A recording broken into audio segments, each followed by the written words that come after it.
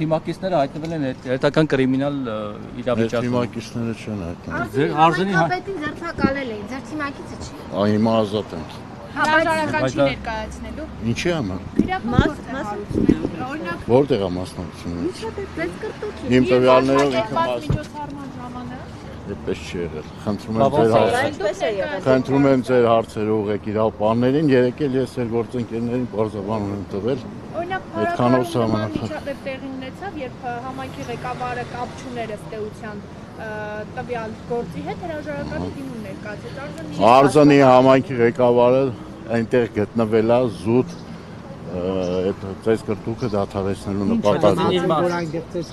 Մնացած մանրամասները Այդ կազմակերպվածությունն է եղել։ Չէ, իրավական Ռոմանոս Պետրոսյանը։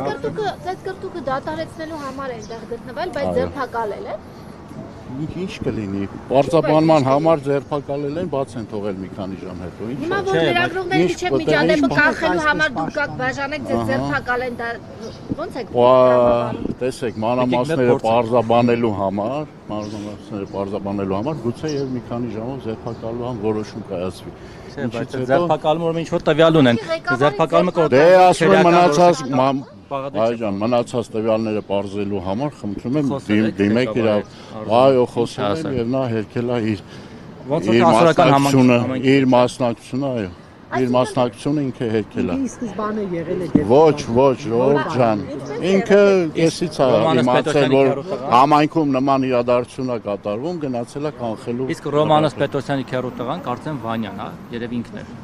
Չգիտեմ, մանրամասներին չեմ տիրապետում։ Ռոմանոս Պետրոսյանը առասարակ խառնում է մարզի գործին, ասում են դեռ իր լեցակի։ Ռոմանոս Պետրոսյանը մարզի քաղաքական պատասխանատուներից մեկն է, քաղաքացիական պայմանագիր կուսակցության վարչության անդամը իհարկե պետք է խառնվի մարզի քաղաքական գործերի մասին։ Ոչ միայն քաղաքական։ Այլ բաներ ես չգիտեմ։